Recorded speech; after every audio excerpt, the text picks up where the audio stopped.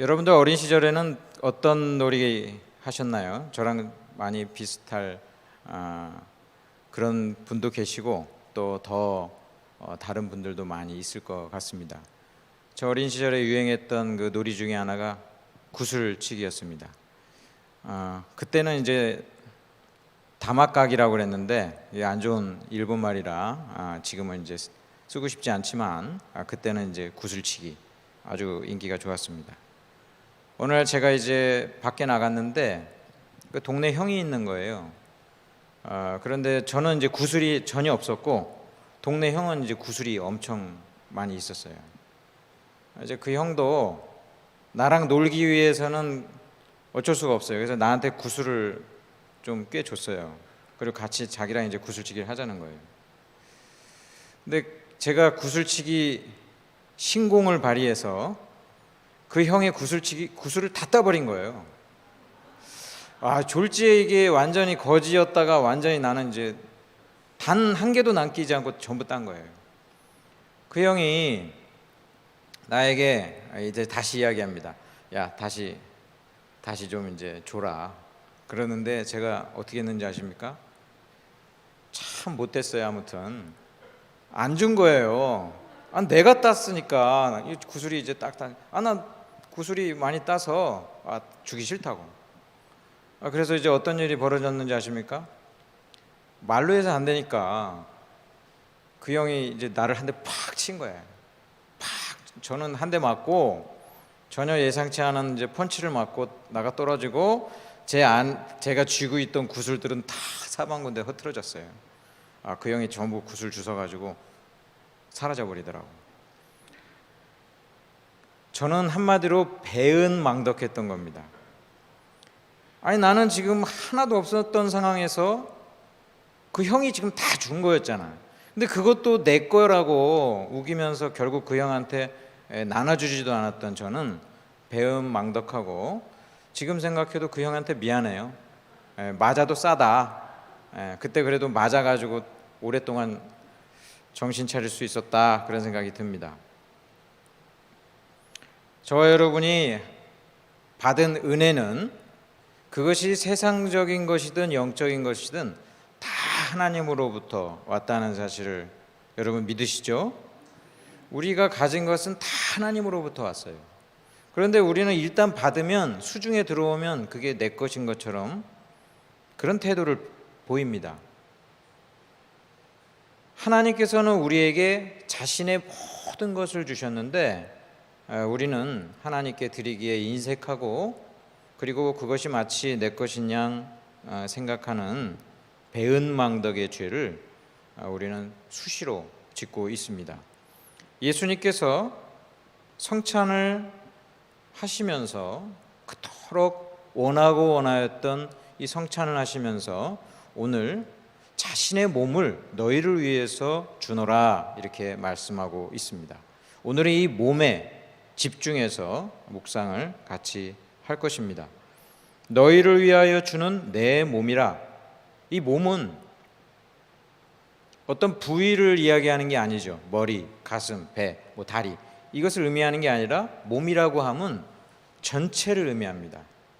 그러니까 예수님께서 너희를 위하여 주는 내 몸이라 할 때는 내가 너희를 위해서 모든 것을 주겠다 이 말씀이에요.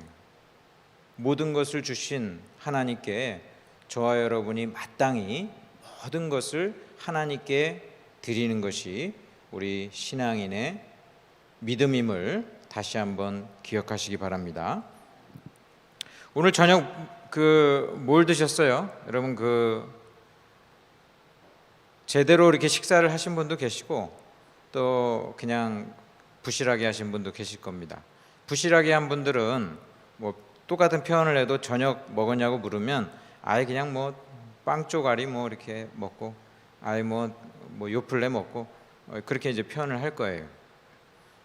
우리도 제대로 된 식사랑 간식 그리고 간식 말고 또 색다르게 먹는 별식 이게 전부 달라요.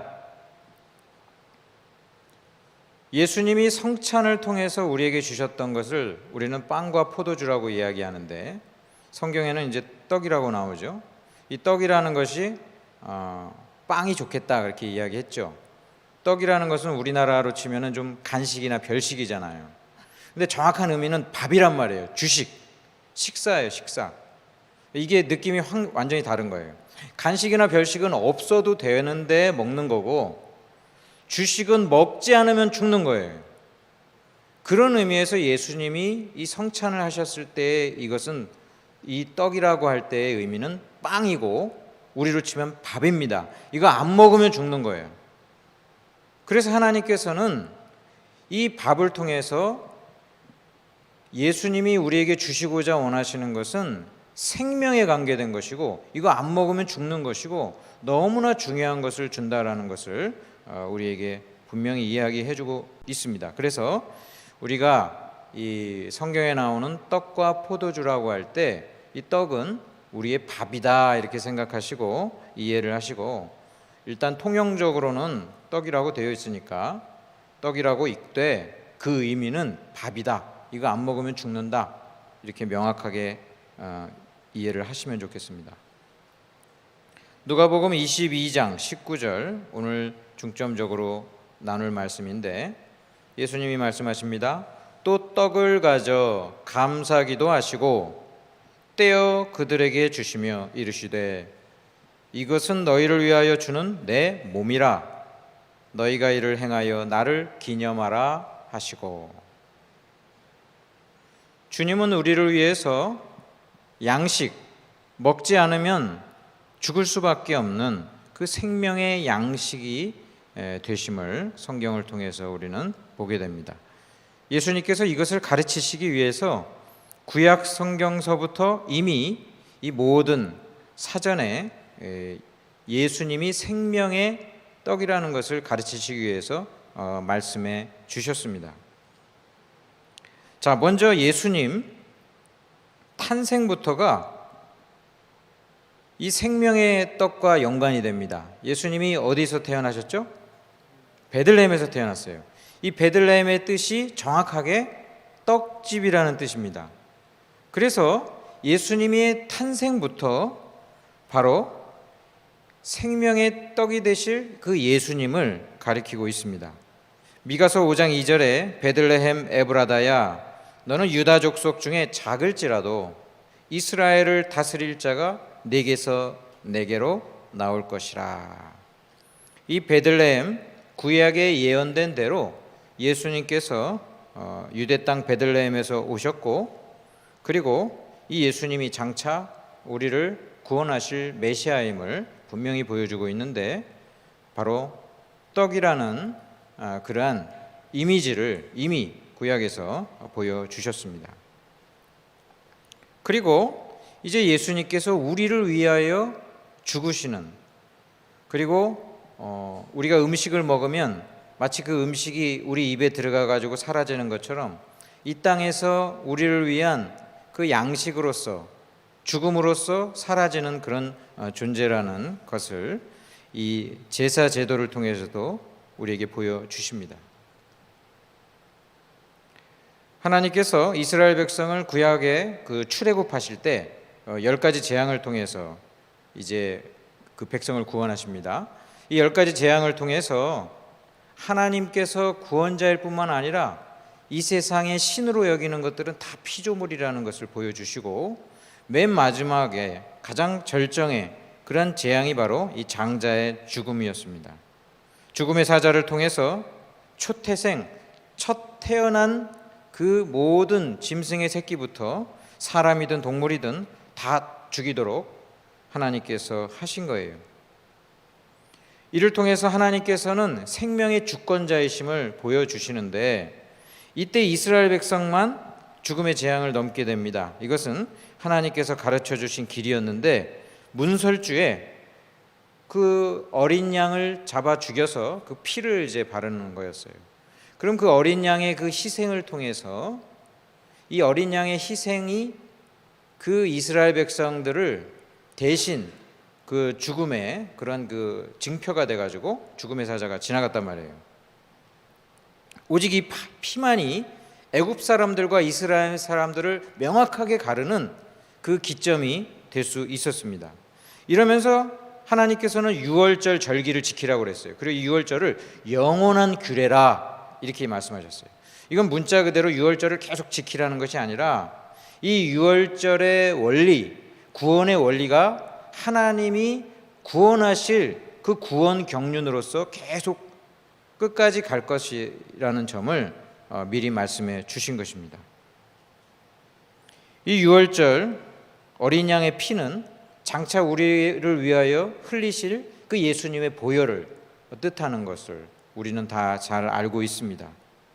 요한복음 1장 29절에 그 세례 요한이 예수님을 가리켜서 명확하게 이야기하죠. 요한이 예수께서 자기에게 나아오심을 보고 이르되 보라 세상 죄를 지고 가는 하나님의 어린 양이로다. 예수님은 유월절 그 어린 양으로서 오셔서 우리를 대신해서 피 흘려 죽으시는 그런 대속의 그 죽음을 이 유월절이 명확하게 보여주고 있고, 그 유월절 어린 양을 예수님을 가리킨 것을 이야기하고 있습니다. 그럼 우리 다시 한번 그 유월절로 되돌아가서 이 유월절 규례 때 어린 양에 대해서 하나님은 어떻게 지키도록 명하셨는가, 그걸 보는 게 좀 중요하죠. 출애굽기 12장에 가보면 이 유월절에 대해서 하나님이 이렇게 명하십니다. 너희는 이스라엘 온 회중에게 말하여 이르라. 이달 열흘에 너희 각자가 어린 양을 잡을지니 각 가족대로 그 식구를 위하여 어린 양을 취하되. 이 어린 양을 집에 가져다가 4일간 이제 지나게 되죠. 이 어린 양이 마치 자기 집처럼 그 가정에 있는 것처럼 예수님께서 이제 자기 집 성전에 들어가시는 것이 하나의 유비로 나옵니다. 그리고 이 어린 양은 흠없는 일련된 수양이었어요. 예수님은 죄가 없으신 분이었고, 그리고 남성, 이 인간을 대표하는 남성으로 오셨습니다. 이 어린 양을 이제 잡아서 그 피는 피대로 흘리지만은 이 어린 양의 고기를 그 이스라엘 백성들이 먹게 됩니다.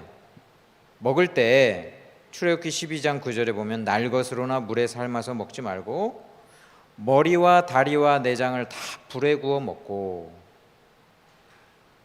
그리고 아침까지 남겨두지 말며 아침까지 남은 것은 곧 불사르라. 곧 이 어린 양은 전부 다 먹는다.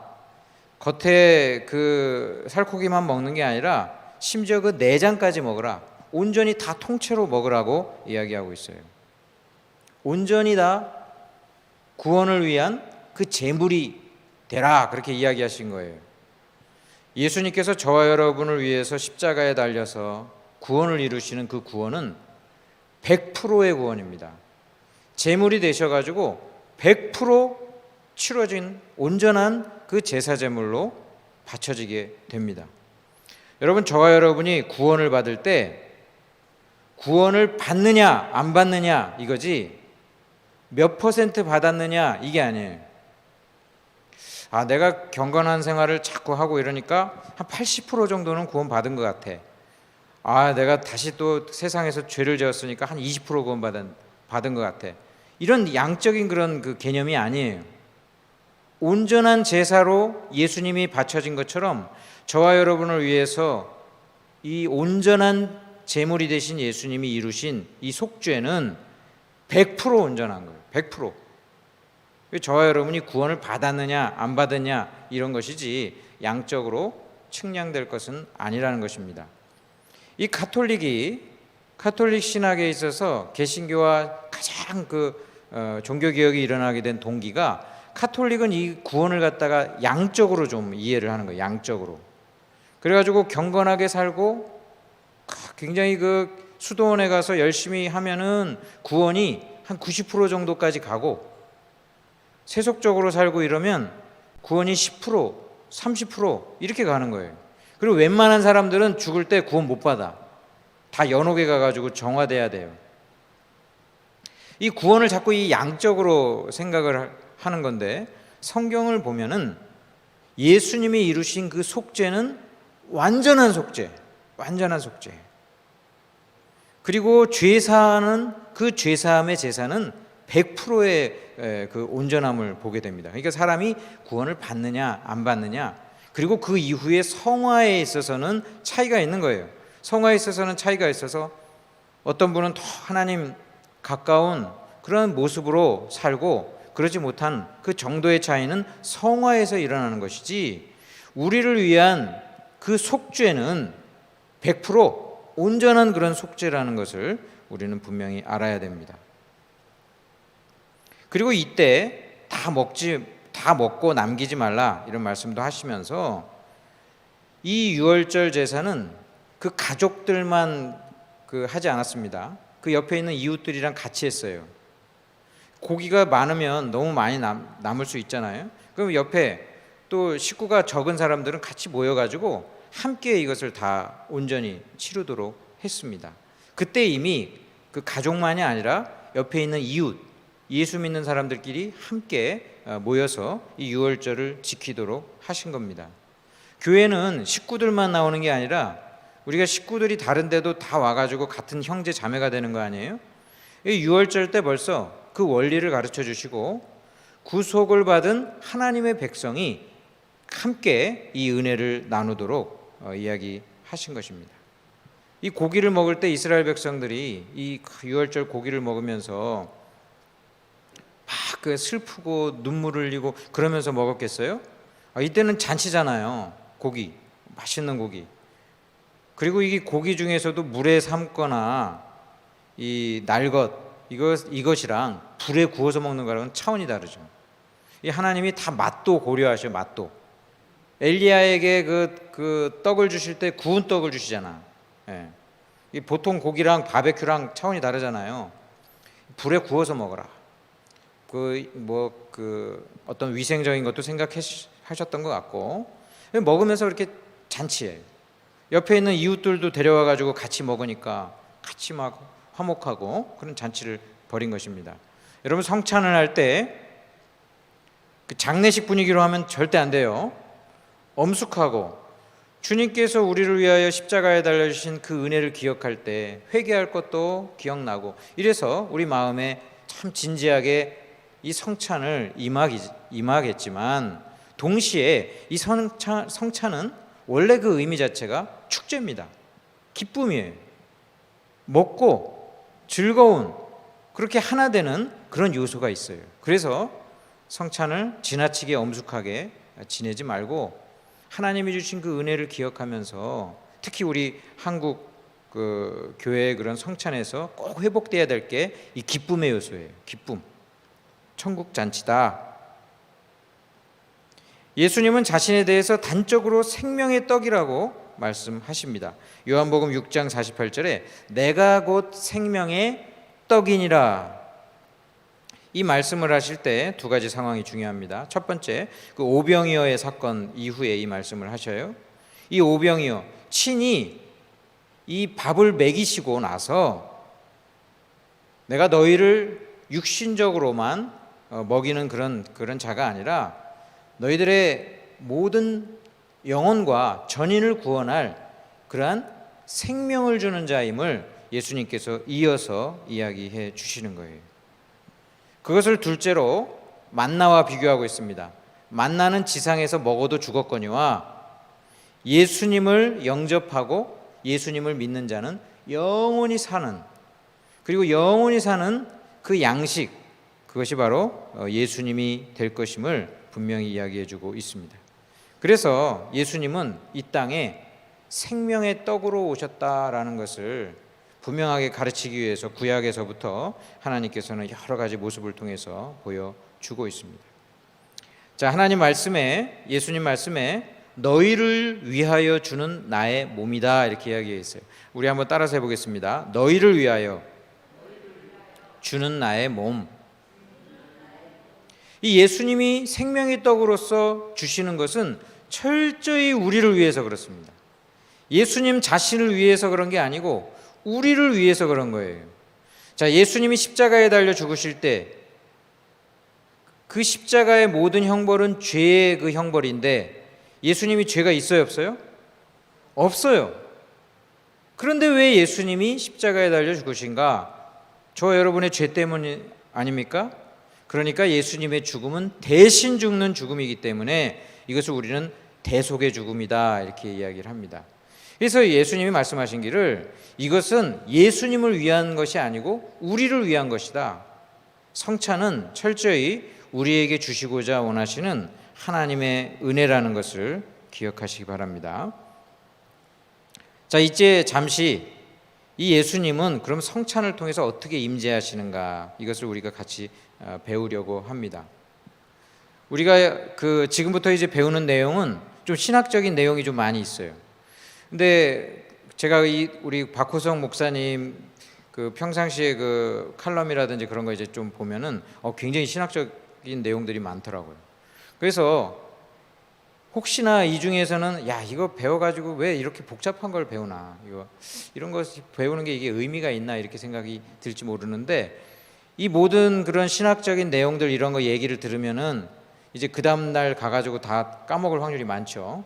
까먹을 확률이 많아가지고 제가 뭐 퀴즈를 볼 것도 아니고 까먹을 거예요. 그런데 중요한 것이 이것을 깊이 오랫동안 듣고 성찬이 참 중요하구나, 잘 들어야 되겠다, 이런 마음을 가지려면 이 시간이 좀 필요해요. 시간이 그냥 성찬은 중요합니다 땡 이거랑 좀 복잡한 얘기를 많이 들어도 좀 시간을 충분히 한 다음에 나머지 내용은 다 까먹어도 성찬은 굉장히 중요한 거였구나, 이거랑은 차원이 다른 거예요. 그런 의미에서 우리가 같이 좀 나누도록 하겠습니다.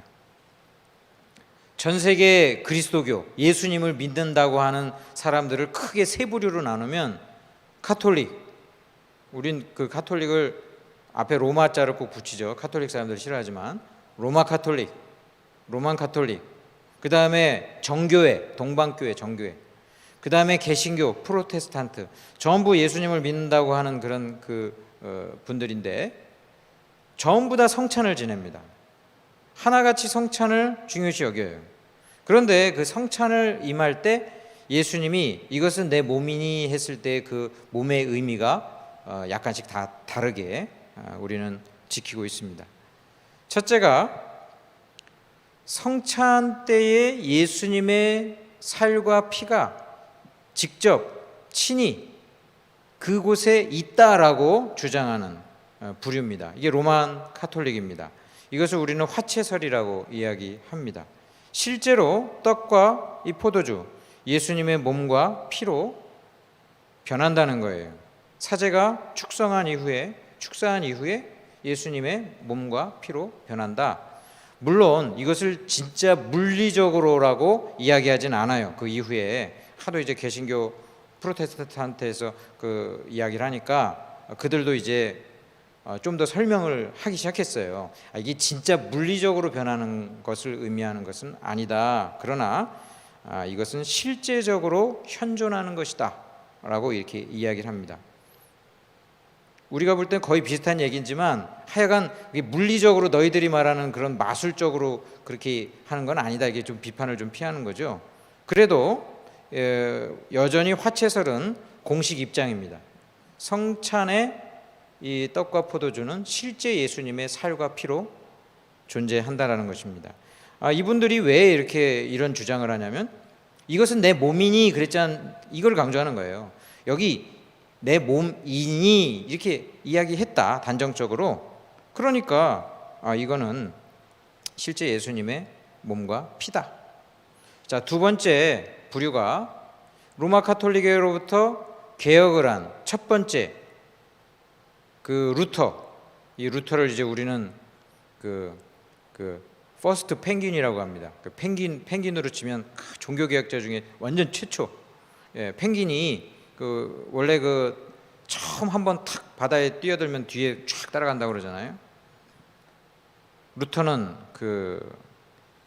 최초의 개신교인이라고도 할 수 있죠.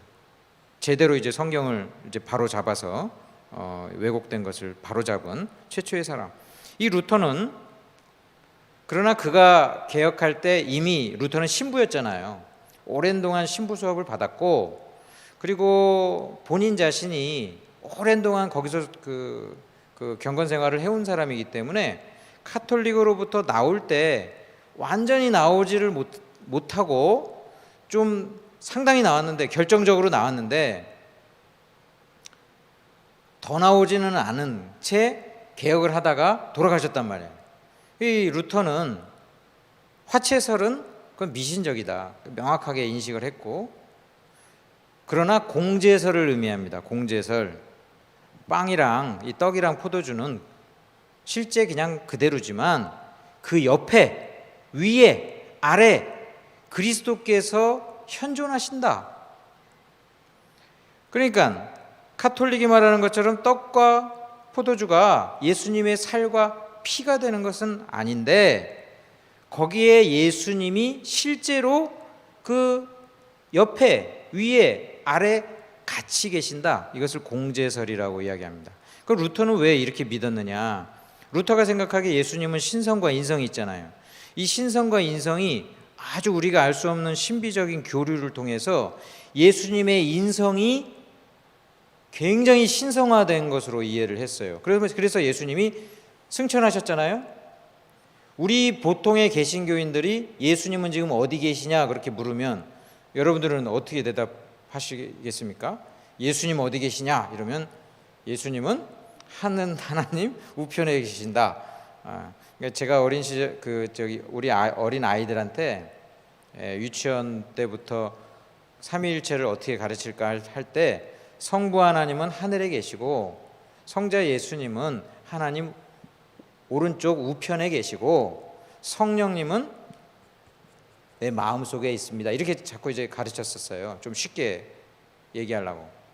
그러니까 보통의 그냥 일반적인 크리스찬들은 예수님의 인성은, 신성은 온 우주에 가득하지만, 편재에 계시지만, 어디에 계시지만 예수님의 인성은 하나님 우편에 계신다. 그렇게 이제 본단 말이에요.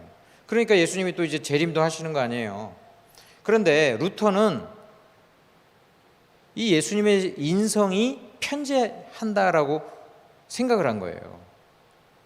그래가지고 루터는 예수님의 신성뿐만 아니라 인성도 지금 같이 있다. 그렇게 이제 보는 거죠. 카톨릭으로부터 나오긴 했지만 루터는 여전히 좀 그 신부로서의 어떤 그게 좀 있는 거예요. 자, 세 번째 부류가 등장합니다. 루터는 독일에서 이제 그렇게 이제 개혁을 했는데, 세 번째 부류가 스위스에서 이제 시작되는데 츠빙글리입니다. 츠빙글리랑 또 그 후에 20-30년 후에 존 칼빈이 같은 그 프랑스 사람이지만 스위스에서 사역을 했기 때문에 다 스위스파로 부류가 됩니다. 이 스위스 개혁자들 츠빙글리도 신부 출신에서 종교개혁을 했지만 루터에 비해서 훨씬 더 그 인문학적인 소양이 좀 많이 있는 사람이에요.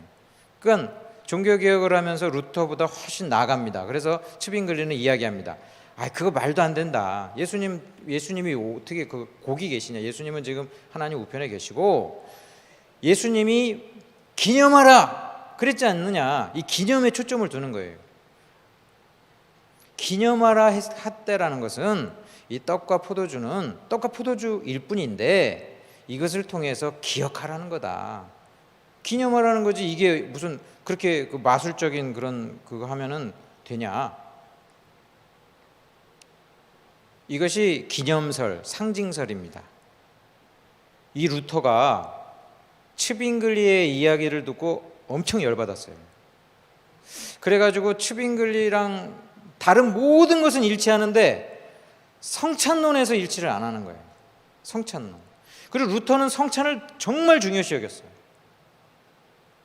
그런데 츠빙글리가 너무 저렇게 나간다고 생각한 거야, 루터는. 그래가지고 루터나 츠빙글리나 복음은 똑같거든요. 그런데 츠빙글리가 그쪽에 그 이야기를 계속 고집하니까 루터가 나중에는 츠빙글리를 기독교인으로도 안 봐요.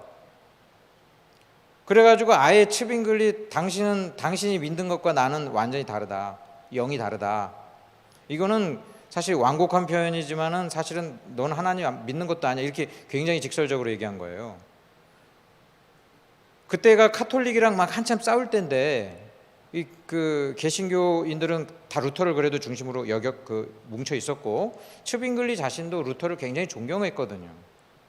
그런데 성찬에서만큼은 츠빙글리가 생각하기에 루터는 아직도 카톨릭적인 게 너무 많이 있는 거예요. 그래가지고 마지막 회합 때 둘이서 이제 분열이 됩니다. 분열이 돼. 츠빙글리도 스위스 쪽에 있는 사람들은 다 루터 생각이랑 달라. 츠빙글리 같은 생각을 갖고 있어요. 츠빙글리가 나중에 악수를 청하는데 루터가 그 악수를 거절합니다. 루터가 되게 뒤끝이 확실한 사람이라 루터는 약간 굉장히 그 인간적인 매력이 있는 동시에 또 다혈질도 있단 말이에요. 츠빙글리가 악수 청하는데 악수 안 받습니다. 당신이랑 나랑은 남남이다. 개신교의 최초의 분열이 성찬론 때문에 일어났어요. 그래서 루터파가 그때부터 루터파가 된 거고, 그 다음에 츠빙글리파가 생기면서 스위스파 그쪽으로 나뉘고, 칼빈은 그 이후 그 논쟁 이후 수십 년이 지난 다음에 스위스파 쪽에서 루터보다는 츠빙글리 쪽의 파에서 이제 여기게 되면서 개신교 최초의 분열은 루터파와 이 개혁파, 좀 쉽게 얘기해서 장로교라고 그럴게요. 장로교는 그 이후에 생기지만 이 개혁파가 그때 최초로 분열이 나는데 성찬 때문에 그런 거예요. 자, 이것이 오늘날도 굉장히 만연해져 가지고 보통 지금 한국 교회는 츠빙글리식으로 성찬을 지내고 있는 겁니다. 츠빙글리에 의하면 이 성찬이 루터가 말하는 만큼 중요한 것 같지는 않는 거야. 기억하라고 그랬으니까, 기념하라고 그랬으니까. 그러니까 매주 드릴 필요는 없어. 그리고 매주 드리는 게 좀 안 좋다라는 그런 생각까지도 가졌어, 츠빙글리는. 너무 이 카톨릭의 이 사람들이 계속 이 성찬을 하면서 자꾸 미신에 빠진 거 아니냐, 그런 의식을 가지고 있었단 말이에요. 그러니까 한국 교회는 지금 현재 츠빙글리식이 대다수입니다. 츠빙글리식. 그래서 성찬을 매주 안 해요. 매주 안 해. 근데 부평교회는 매주 한단 말이에요. 그러니까 이게 지금 이게 다른 사람들이 이제 물어보면은 머릿속에 개념이 좀 있어야 돼요. 그래서 이렇게 같은 예수님을 믿어도 좀 많이 좀 다르구나. 자, 칼빈이 보니까 칼빈은 루터를 존경했습니다. 칼빈은 어느 정도까지 루터를 존경했냐면 루터랑 굉장히 신학이 다른데도 불구하고 영적인 아버지로 여겼어요. 그래서 자기가 옳다고 생각하는 일조차도 루터가 만약에 잘못된 거라고 이야기하면 자기는 동의하겠다. 그냥 아주 듣겠다. 싸우지 않고. 그 정도로 루터를 존경했어요. 그럼에도 불구하고 이 칼빈은 루터와 츠빙글리 이 모든 생각을 종합합니다. 종합해가지고 칼빈이 말한 네 번째, 그것은 바로 영적 임재설입니다. 영적 임재설. 화채설과 공제설은 예수님이 현존해 계신다라는 그런 것을 설명하기는 좋지만 그것이 실제 예수님의 어떤 신비한 물건인 양 미신화되기 쉽다. 그건 아니다라고 본 거예요. 그러나 동시에 츠빙글리식으로 단순한 기억 정도 차원은 훨씬 넘는다. 우리가 성찬을 실제적으로 이 성찬을 믿음으로 임할 때 성령님을 통해서 예수님이 함께 하신다. 이렇게 이제 종합 정리를 한 거예요. 종합 정리를 하면서 칼빈 자신은 매주 성찬을 하기를 원한다. 이렇게 이야기를 한 겁니다. 성찬은 이 카톨릭적인 미신적인 요소를 제거하고 참된 말씀으로 잘 하면 주님이 주신 그 은혜를 풍성히 누리는 것이므로 매주 했으면 좋겠다. 칼빈은 그렇게 이야기했어요. 그런데 그때 당시에 칼빈이 개혁한 거기가 스위스 제네바란 말이에요. 제네바의 사람들은 대부분이 츠빙글리식을 원했어요. 매주 성찬하기 힘들다. 매주 성찬하기 힘들다. 그리고 츠빙글리식으로 좀 간소하게 했으면 좋겠다. 그래가지고 칼빈이랑 마찰을 일으켜요. 칼빈은 매주 했으면 좋겠는데 이 그 시 당국, 그 당시 그 제네바 시 당국은 전부 기독교 크리스찬들이에요. 그 당시 종교개혁의 그 카톨릭의 박해를 피해가지고 아예 그 제네바 시는 전부 크리스찬들이라고 보면 돼. 거기 정치 지도자들도 전부 크리스찬들이야. 개신교들이야. 그래가지고 그 시 당국자가 칼빈과 이제 마찰을 해가지고 결국은 나중에 1년에 4번 드리는 거로 그렇게 결정이 된 거예요. 그래가지고 오늘날 개신교 많은 그 교단들이 츠빙글리식으로 좀 많이 가는데, 칼빈을 따른다라는 장로교도 실제 칼빈을 따르기보다는 츠빙글리식으로 지금 성찬은 하고 있어요. 근데 심지어 4번도 안 드리는 교회도 많이 있어요. 1년에 한 2번 정도 하는 교회도 있을 정도로 부족한 거예요. 칼빈은 그리스도와의 연합을 통해서 이 성찬에 대해서 설명을 하는 거예요. 우리는 이 성찬을 통해서 실제적으로 그리스도와 연합되고, 그런데 그 실제적이라는 것이 영적으로 그렇다는 것이고, 그리고 우리의 믿음을 요구한다. 그래서 믿음이 없는 사람은 성찬을 받을 수 없다. 성찬은 하나님이 우리에게 주시는 너무나 놀라운 은혜인데, 이 은혜는 오직 믿음 있는 자들만 받아야 되고, 조금이라도 거기서 어긋나면 성찬이 훼손되기 때문에 이 모든 성찬을 금지시켜야 된다라고 이야기한 거예요. 칼빈이, 제가 오늘은 칼빈 얘기를 많이 하겠습니다. 제가 아는 게 칼빈이니까. 이 칼빈이 얼마나 성찬을 중요시 여겼냐면, 그 제네바 시에 그 제네바 시에 굉장히 그 유력한 그 지도자의 자녀가 있었어요. 이 자녀는 베르틀리에라는 사람이에요. 이 베르틀리에라는 사람이 있는데, 모든 그 제네바 시에 있는 사람들이 존경하는 그런 그 정치가 유력가의 아들이란 말이에요. 그러니까 아무래도 그 아들에 대해서 굉장히 좀 그 좋은 관계를 맺으려고 할 거 아니에요. 근데 이 아들이 방탕한 짓을 많이 했어. 그래가지고 칼빈이 철저한 그런 사람이라서 성경대로 범죄한 자는 성찬에 참여할 수 없다. 이래가지고 이 베르틀리에가 출교를 당했습니다. 출교를 당해서 성찬을 전혀 받을 수 없고, 그 당시 출교라는 것은 그 사람이 신앙이 있던 없던 일단은 굉장한 그 충격 아니에요. 예. 그 사람은 신앙이 없어 이렇게 여기는 거랑 마찬가지니까 굉장히 충격이죠. 이 베르틀리에라는 사람이 자기 아버지가 엄청나게 지금 힘 있는 사람인데, 자기가 교회에서 아니 이런 대우를 당해 굉장히 그 화가 난 상황에서 그 시 당국의 사람들도 눈치를 볼 수밖에 없는 상황이잖아요. 이 시 당국에서 어떤 결론을 내렸냐면, 이 베르틀리에가 자기 자신이 생각하기에 양심이 깨끗하다고 생각하다면 성찬 받을 수 있다. 그래서 베르틀리에만큼은 그냥 개인적인 문제 자유로 놔두고 그가 받고자 한다면 허락해라, 이렇게 명령을 한 거예요. 그때 칼빈이 그 시의회의 결정에 맞서요. 주님의 성찬을 그렇게 부끄럽게 더럽히느니 차라리 죽는 게 낫다고 그랬어요. 차라리 죽는 게 낫다. 내가 100번 죽는 한이 있어도 그리스도를 그렇게 부끄러운 일에 연관시킬 수 없다. 자, 다음 날 성찬이 거행되는데 칼빈이 성찬에 앞서서 설교할 때도 마찬가지로 설교했어요. 교회에 속한 결정을 의회가 간섭할 수 없다. 그러면서 내 손으로 정죄받은 자들에게 하나님의 거룩한 것을 건네주느니 차라리 나를 죽여라. 칼빈이요, 나 죽여라. 그 한 사람 때문에, 그 하고 많은 사람, 그 한 사람 때문에. 이게 굉장히 중요하니까 모든 사람들이 지켜보고 있잖아. 그 한 사람 성찬을 주느니 나를 죽여라. 칼빈이 이렇게 나가가지고요, 결국은 그 사람 성찬 못 받았어요. 그 사람 성찬 못 받았어요. 칼빈이 죽을 뻔했어 사실.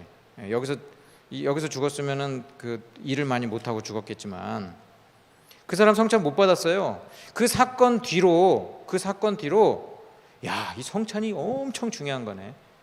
이거 성찬을 참여하느냐 안 하느냐는 엄청 중요한 거다라는 것을 사람들이 인식하게 됐어요. 여러분, 이러한 인식이 적어도 여러분들에게 있어야 됩니다. 이 성찬이 얼마나 귀한 것인지는 깨닫고 참여해야 돼요.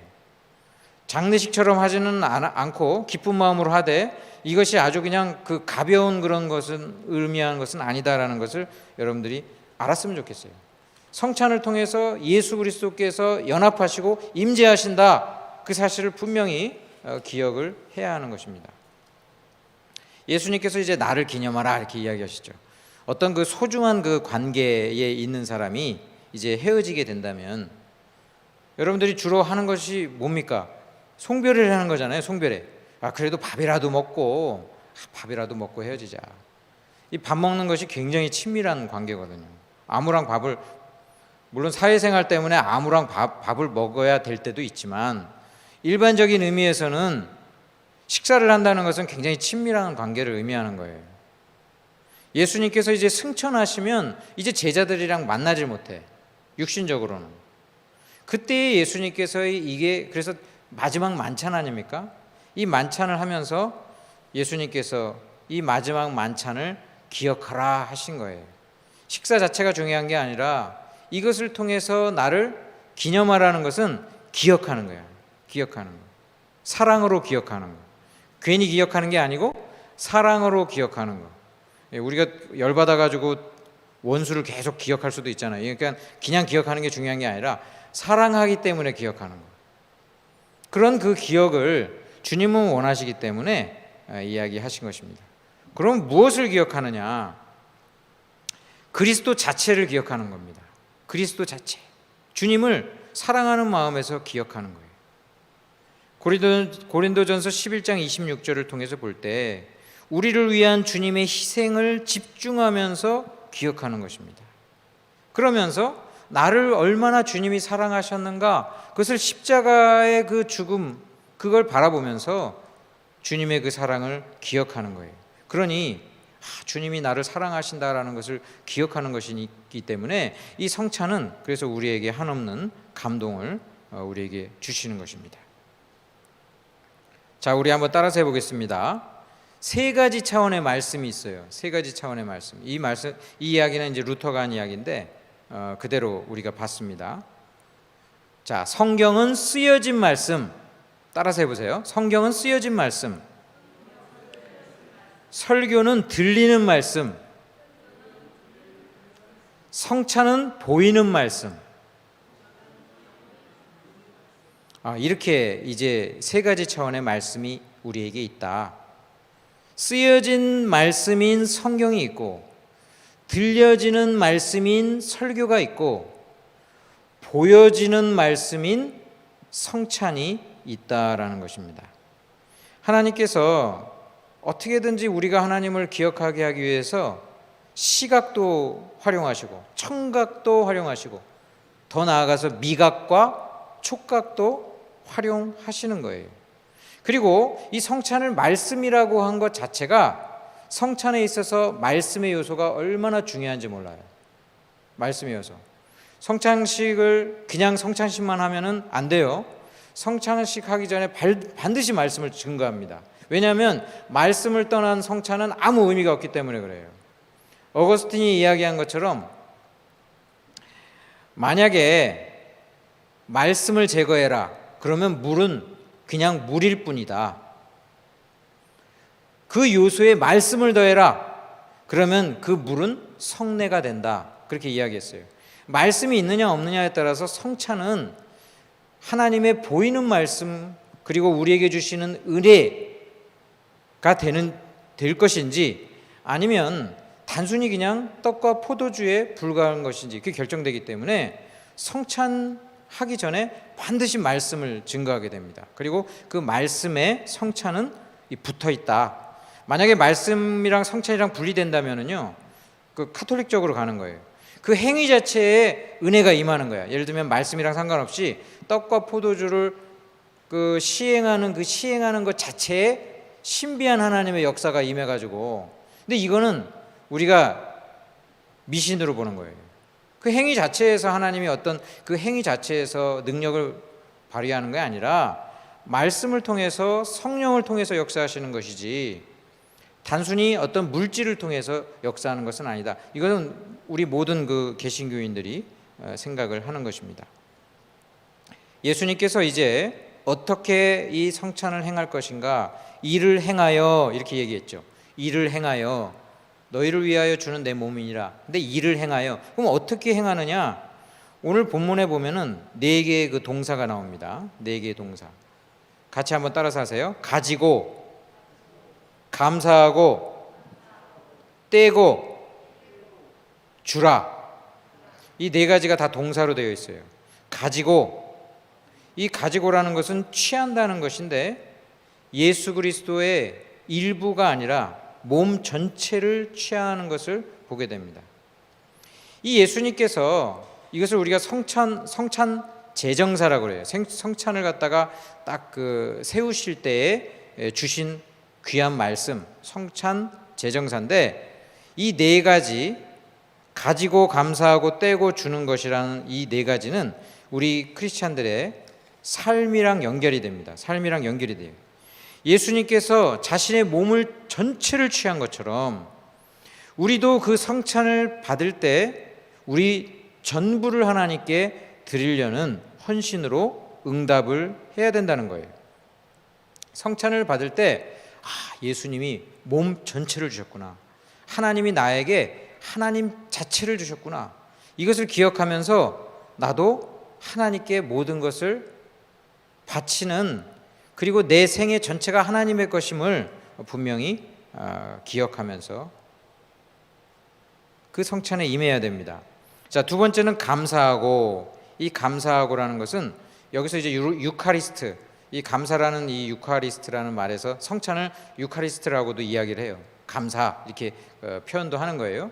이 감사라는 것은 하나님을 향한 그 감사인데, 우리의 모든 것이 하나님의 것입니다 라는 그런 고백을 하는 것이 여기의 핵심입니다. 그래서 성찬을 통해서 하나님이 주신 은혜에 대해서 내가 받은 모든 것은 하나님의 것입니다. 하나님이 내게 만나만 주신 것이 아니라 생명의 떡도 주셔가지고 육신도 기동하게 하실 뿐만이 아니라 나의 모든 것을 구원하신 이 하나님, 이제 나의 모든 것 하나님의 것입니다 라면서 감사를 하는 것입니다. 칼빈 얘기를 다시 하겠습니다. 칼빈이 제네바에 이제 처음 임명이 됐어요. 그 시 전체를 갖다가 나름대로 목회하는 그런 목회자로 그 시에 이제 청빙을 받은 거예요. 특별히 이제 그 교회에서 이제 목회도 하고 청빙을 받아가지고 파렐을 통해서, 개혁자 파렐이 자기는 그 열정은 되는데 머리가 안 되니까 당신이 와서 여기 해달라. 그래서 칼빈이 하기 싫다는 걸 데려와가지고 이제 종교개혁을 시작하는데, 일단은 앉혀놓으니까 너무 막 이제 열정적으로 잘해요, 칼빈이. 원래 그런 사람들이 잘해요. 이상하게 막 그 자기가 하겠다는 사람보다 안 하겠다고 하는데 데려온 사람은 굉장히 잘해요. 칼빈이 막 목숨 바쳐서 하는데 너무 그 정열이 앞서는 거예요.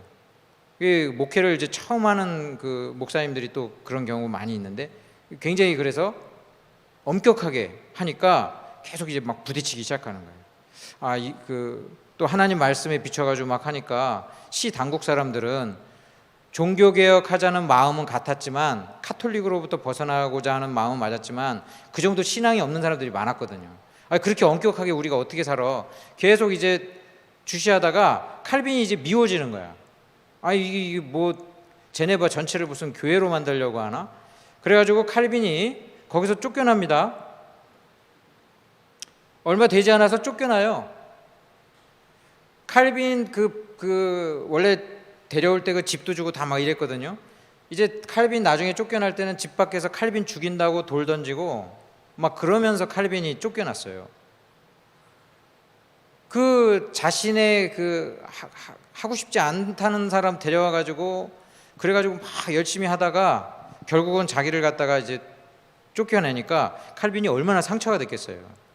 칼빈이 거기를 떠나가지고 스트라스부르크라는 그 곳에서 목회를 합니다. 거기는 이제 같은 프랑스 사람들이고 고향 사람들 같은 그런 지역에서 거기서 한 3년 정도를 지냅니다. 거기서 목회가 행복했어요. 거기는 굉장히 화목하고. 그런데 거기서 칼빈이 굉장히 목회를 배우면서 부드러워집니다. 그런데 자, 칼빈이 떠나니까 제네바가 다시 막 흔들려. 거기 카톨릭에 엄청나게 말 잘하는 그런 신학자들이 와가지고 사람들을 이게 설파하니까 사람들이 야, 이거 종교개혁 이거 틀렸나? 다시 카톨릭으로 갈까? 막 난리가 나기 시작해. 이 사태를 막을 수 있는 사람은 칼빈밖에 없어. 그래가지고 제네바 시 의원들이 다시 칼빈을 제발 돌아와 주십시오 이렇게 이야기를 해요. 칼빈이 엄청 심하게 배신감을 느꼈잖아요. 교회에서 그런 일 당하면은요, 목사도요, 상처가 돼가지고 목사직을 내려놓는 사람도 봤어요. 목사직을 내려놔, 그냥 아예. 이건 도저히 이제 자기는 못하겠다. 자, 칼빈이 그 얘기 들었을 때 파렐한테 그 얘기를 합니다. 아니, 내가 받은 상처가 얼마나 큰데 거길 다시 들어가라고? 그러면서 편지에 뭐라고 썼냐면, 내가 거길 다시 들어가느니 내가 칼빈이 보통 그런 표현 안 해요. 좀 그런 표현은 좀 안 하는데, 내가 거기 가느니 내가 십자가에 못 박혀 죽는 게 낫습니다. 그런 표현했어요. 죽기보다 내가 싫습니다. 안 갑니다. 그렇게 얘기를 했어요. 근데 파렐이 계속 얘기합니다. 칼빈 맨 처음에 데려올 때도 파렐이 데려오잖아요. 이 파렐이 나이가 한 몇십 년 더 많거든. 아버지 같은 파렐이 계속 간청합니다. 당신밖에 없다. 제네바 넘어가면 이제 다시 종교개혁 망친다. 지금 너무나 중요할 때 아니냐. 어떻게 너만 생각하냐. 그래서 칼빈이 자기 죽기보다 싫다고 그러면서 다시 칼빈이 뭐라고 얘기하냐면, 만약 내게 선택의 자유가 있다면 제네바로 돌아오라는 당신의 요구만은 정말 나는 거절하기를 원합니다. 그러나 제 자신의 주인은 제가 아님을 알기에 돌이켜 생각해 내 심장을 도살된 것 같은 희생제물로 주님께 기꺼이 그리고 진심을 다해 드립니다. 이런 고백을 합니다. 이 칼빈이 했던 이 말 때문에 개혁파 후손들의 상징은 이 손 위에 심장의 모양, 하트를 갖다 딱 올려놓은 이 모양이 칼빈의 후예들의 어떤 상징이 됐어요. 내 심장을 도살한 제물처럼 하나님께 드립니다. 왜? 내 인생은 내 것이 아니니까. 칼빈의 영성이 여기서 나와요. 칼빈이 그 뒤로도 제네바에 이제 죽을 때까지 있거든요. 굉장히 힘들었어요. 사방에 우겨쌈이 있고, 칼빈 좋다는 사람보다 싫어하는 사람도 많고, 계속 그런 스트레스를 어떻게 견뎠는지 알아요? 계속 주문처럼 이 말을 외웠어요. 내 인생은 나의 것이 아닙니다. 하나님의 것입니다. 계속 이거를 외쳤던 거예요. 예수님의 자기를 부인하고 제 십자가를 지고 쫓으니라, 이걸 계속 묵상하면서 자기 자신은 계속 그거 외쳤어요. 내 인생은 나의 것이 아닙니다. 하나님의 것입니다. 여러분, 이 성찬을 통해서 언제나 우리가 알아야 될 것은 이제 세 번째, 떼고. 주님은 자신의 몸을 쪼갠 겁니다. 떼고 자신의 몸을 산산조각 내서 우리를 위해 제물 되셨기 때문에 저와 여러분도 나의 것은 원래 내 것이 아니니까, 내 인생은 내 것이 아니니까 하나님의 것이니까 하나님 온전히 바칩니다. 날마다 헌신하며 나아가기를 간절히 바랍니다. 이 예수님의 세 번째, 자신의 몸을 뗀다라는 것, 쪼갠다라는 것은 이 구약의 제사를 우리가 좀 더 이해를 해야 됩니다. 구약의 모든 제사는 예수 그리스도를 가리켜요. 자, 죄를 속하는 속죄제, 하나님께 지은 죄를 속하는 속죄제, 이거 예수님께서, 우리 인간이 하나님 앞에 지은 죄는 인간에게 지은 죄랑 차원이 달라요. 영원한 죄예요, 영원한 죄. 이 영원한 죄, 무한한 죄를 속죄하기 위해서 제물로 예수님이 오신 거예요. 인간 간의 허물과 죄를 속하기 위해서 똑같은 죄를 속하는 제사지만 하나님에 대한 그것보다 인간끼리의 죄를 속하는 죄를 속건죄라고 합니다. 속건죄. 이 속건죄도 예수님께서 십자가상에서 인간이 지은 이 모든 죄를 속죄하기 위하여 자신의 몸을 쪼갠 겁니다. 그 다음에 화목제. 예수님을 화목제물이라고 분명히 성경에 나오죠. 화목제. 이 화목제는 제사를 통해서 하나님과 우리가 화목하게 됐어요. 원수 관계에서 이제 친하게 된 거야. 친밀하게 된 거야. 그래서 이 화목제물은 유일하게 제사 드리는 사람이 먹을 수 있는 그런 제사였어요. 친하게 됐으니까 뭐래요? 같이 밥을 먹는 거예요. 그래서 제사 제물을 갖다가 그 경배하는 사람이 먹을 수 있었던 제물인 거거든요.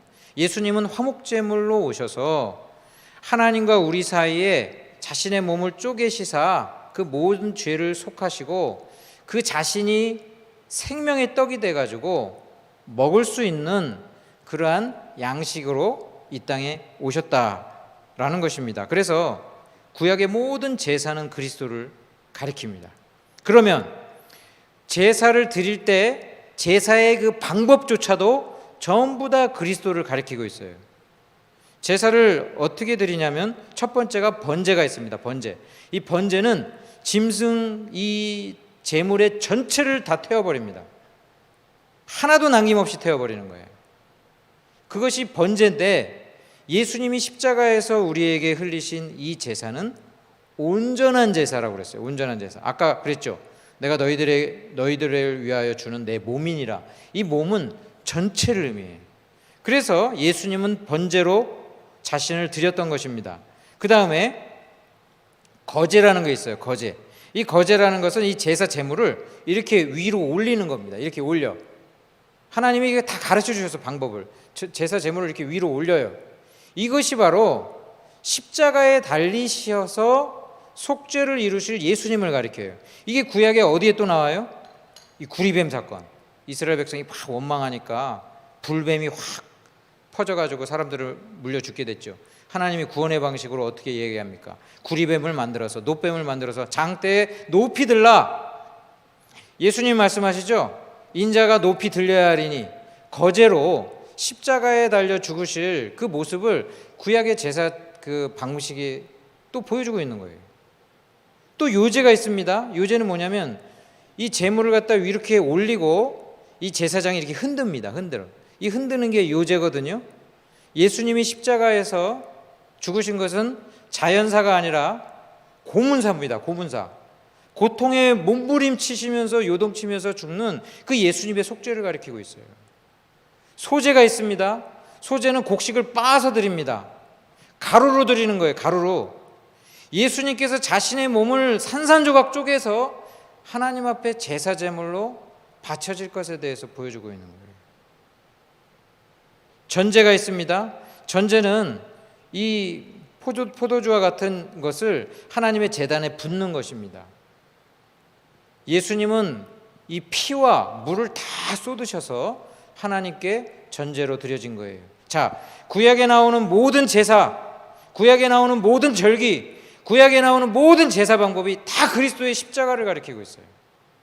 이 십자가는 그래서 예수님이 찢겨지시는 것을 희생과 그 사랑과 구원의 방식을 집약해서 보여주는데 그 모든 것이 성찬에 녹아 있다는 거예요.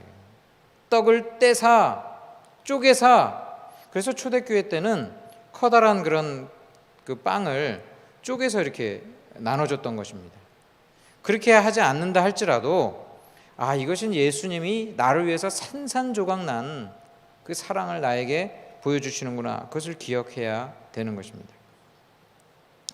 이러한 성찬을 임하면서 동시에 예수님께서 나를 위해서 산산조각 나신 것처럼 나의 인생에 있어서도 아픔과 슬픔, 이 모든 고통, 예수님이 이 세상에 오셔가지고 당한 고통과 같은 정말 살이 짓이겨지는 그런 그 아픔과 고통과 비극 같은 것들을 내가 다 받아들입니다라는 그런 고백, 이 고백이 성찬에 들어있어요. 여러분들도 이 자리에 다 보통의 그 표정 가지고 계시겠지만 각자의 인생을 돌아볼 때 얼마나 그 슬픈 일들, 정말 그 고통의 일들, 지금 현재도 남들보다 더 고통을 당하는 분들이 분명히 계실 거예요. 내가 구원받는 것 빼고는 정말 이것만큼은 내 하나님이 들어주셨으면 좋겠다. 나머지 모든 걸 내가 바꿔서라도 이것만큼은 하나님이 들어주셨으면 좋겠다. 이런 소원이 있어요. 특히 어떤 것들이 있어요. 그 사랑하는 가족에게 어떤 아픔이 있을 때는요. 내 정말 모든 것을 다 포기할 테니까 이거 정말 해주세요. 이런 그 아픔이 있다고요. 근데 이 성찬을 할 때 주님이 찢기신 이것을 묵상하면서 우리의 한쪽 마음에는 언제나 그것이 있는 거예요. 나도 나의 이 모든 그 고통과 아픔과 슬픔을 주님이 하신 것처럼 나도 받아들이겠습니다. 하나님이 나를 사랑하시는 거 믿고 또 하나님의 그 섭리를 내가 믿으며 내가 하나님께 드립니다. 정말 100% 하나님께 이런 마음으로 드릴 때도 있지만 성령 충만해서 안 그럴 때 하나님께 이렇게 드릴 때 정말 눈물 나요. 눈물 나. 그래서 우리가 흔한 말로 그런 말도 하잖아요. 눈물 젖은 빵을 먹지 않은 사람이랑은 인생을 논하지 말라고. 이 성찬은 그래서 눈물 있는 빵이에요. 눈물 있는 빵. 그 주님이 당하시는 그 고통처럼 나도 인생에 있어서 많은 그 고통이 있는데 하나님 나도 이 모든 고통 하나님 믿으면서 품고 갑니다. 그런 고백이 이 빵에 있는 것입니다. 그리고 이 마지막으로 예수님께서 자신의 몸을 주셨다. 이 준다라는 것처럼 저와 여러분도 하나님께 드려야 되는데 이게 좁게는 헌금이 되겠죠. 헌금을 드릴 때 각자의 형편에 맞게 그러나 인색하지 않게 우리가 하나님께 드리는 이 좁은 의미의 헌금도 뜻하지만 동시에 우리의 모든 삶을 헌신해서 드리는 거. 어려운 때에 교회를 위해서 지키고 여러분들이 또 나와서 헌신하고 그리고 지금 집에 있더라도 이 시간을 지키고 또 하나님 앞에 정한 시간에 예배를 드리는 사람, 하나님 앞에 시간을 드리는 그러한 이 헌신의 사람들, 이런 사람들이 성찬을 받을 수 있는 그러한 자들이다라는 것입니다. 여러분, 성찬은 이제 실제로 들어가면 무차별적으로 하는 것이 아닙니다. 그래서 불신자들은 절대 성찬을 줘서는 안 됩니다. 하나님을 믿지 않는 자는 성찬을 받을 수가 없어요. 그리고 자녀들은 이 교회는 어떻게 되는지 모르지만 입교 이후에 자기를 분별할 수 있을 때의 성찬을 받아야 돼요. 그래서 어린아이들은 그래서 허용을 하기가 힘든 겁니다. 자기를 살피고 그리고 받도록 고린도전서 11장 29절에 되어 있잖아요.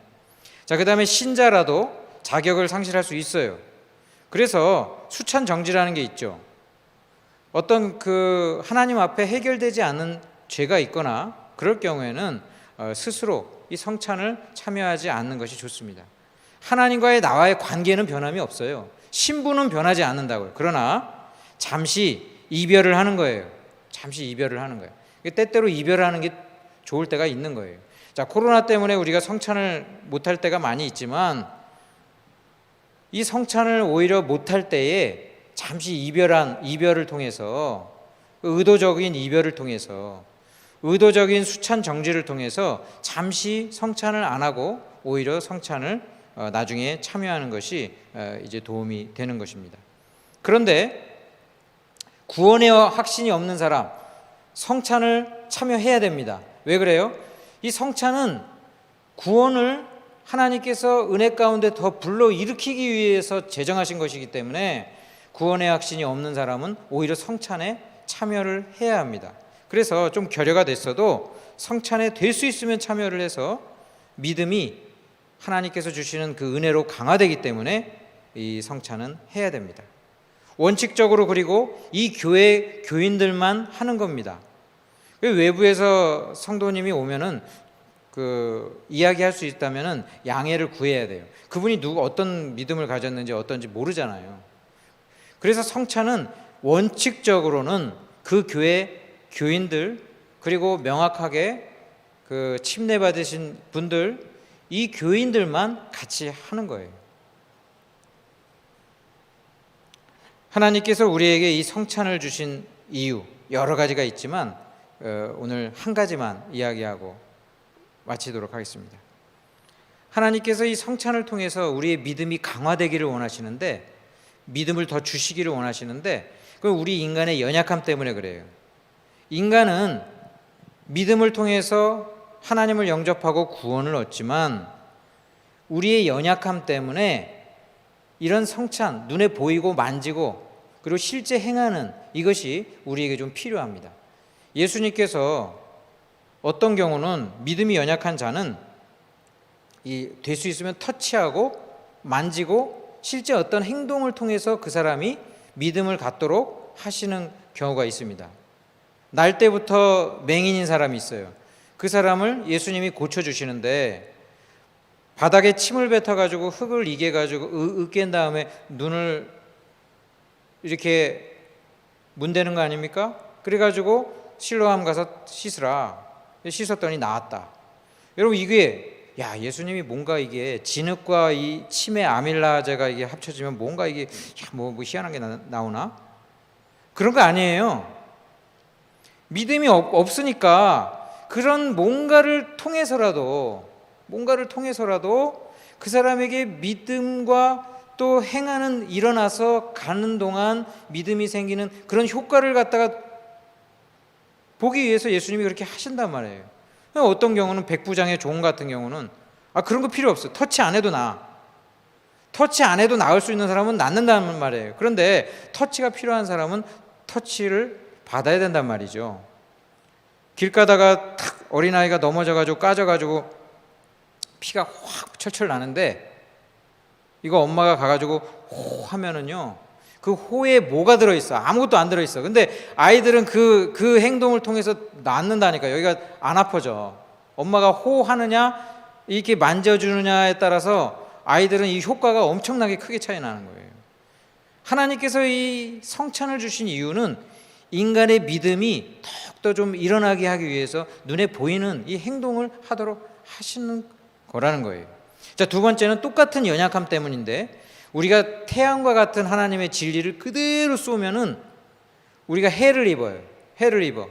그래서 성례라는 이 차양막을 통해서 우리를 보존하시는 이 성례라는 매개를 통해서 우리에게 은혜 주시고자 하시는 그 하나님의 그 고려하심이 있다라는 것입니다. 하나님께서 저와 여러분에게 어떻게든 은혜 주시고 어떻게든 믿음을 일으켜 주시기 위해서 이 성찬을 우리에게 주셨으니, 여러분의 교회가 훨씬 은혜 받을 기회가 많아요? 1년에 4번 성찬하는 교회가 더 기회가 많겠어요? 여러분들의 교회가 많은 거예요. 믿음이 없다가도 성찬 받으면서 은혜가 되는 거야. 오전에 좀 예배 시간에 졸더라도 성찬 때 또 은혜가 되는 거야. 이게 기회의 횟수가 훨씬 많은 거예요. 여러분들 그래서 복받은 교회입니다.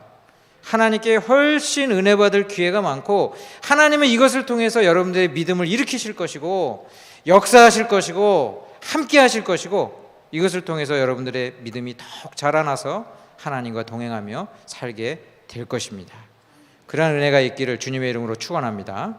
기도하겠습니다.